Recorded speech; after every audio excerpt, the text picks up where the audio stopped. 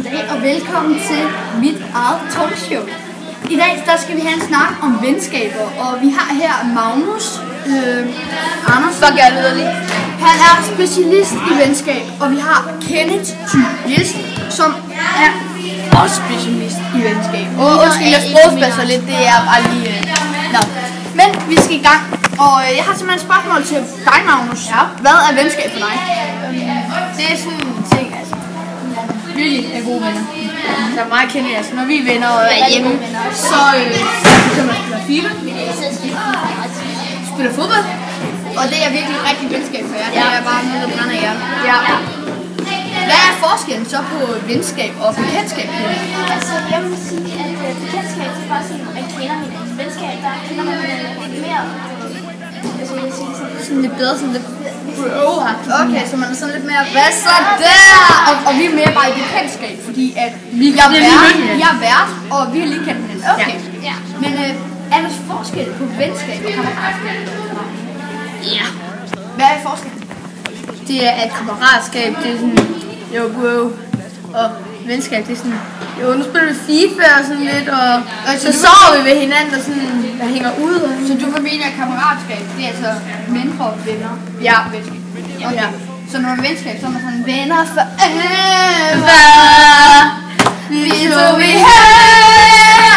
Okay, det tager på dansk. Ja. Det må vi ikke. Ja.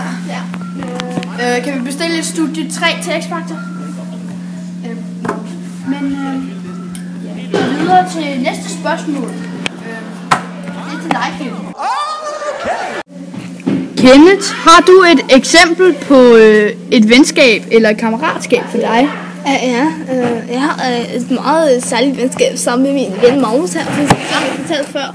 Vi hygger rigtig meget, spiller rigtig meget FIFA, rigtig meget. Og så nogle gange, så kan vi også lige spille Call of Duty i faktisk lige. Nogle gange, så går vi bare i kælder mod det. Nogle gange, så spiller meget fodbold, det er rigtig sjovt. Ja, okay, det Ja, men altså, er det et venskab, eller er det et kammeratskab for dig? Det er meget venskab. Det er rigtig meget venskab. Okay, så Magnus, har du så et bekendtskab? Ja. Som for eksempel... Nej. Det er rigtigt. Gud, venskab. Ja, ikke bekendtskab, undskyld. Altså, det er Fordi du kender mig, men vi er heller ikke sådan haters, men altså... Nej, men jeg vil tage ned med stol. Jamen altså, ja. Jeg tror bare, at vi lige snupper en lille reklame rundt her, så imens vi lige snupper en kop kaffe, og jeg ved ikke hvad, altså... imens der går vores studieredaktør der, men vi tager lige en lille reklamepause, så...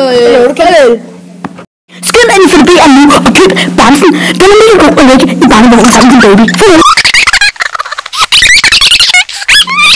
Ja, det var godt med en lille pause her, men Ken, hvad er der galt? Mangler noget?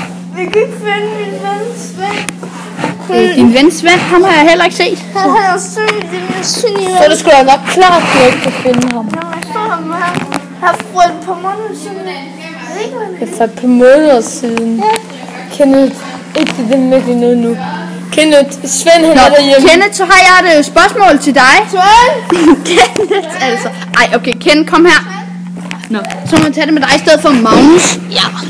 Hvis du nu var på vej hjem fra bussen, og du hver dag kørte med en, der hedder Anders, er han så din ven? Har du så venskab med ham, eller bekendtskab, eller kammeratskab? Jeg synes faktisk, det er venskab, fordi hvis man følges med ham hver dag, og man er gode venner med ham. Jamen, hvis du ikke er gode venner, du ikke snakker med ham kun i bussen, men der sidder jeg. Så er det kammeratskab. Så er det kammeratskab. Okay. Men det går, og så hvis det var, jeg kun snakkede med et par gange, så er det der er ikke venskab. Hvad snakker jeg om? Så er det bekendtskab.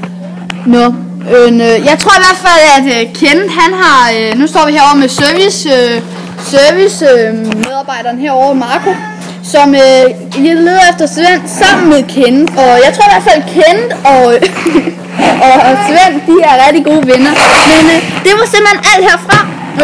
Jeg siger tak, fordi I så med. Så køb Bamsen i BR. Det er jeg dem derhjemme. Og ja, det var alt herfra.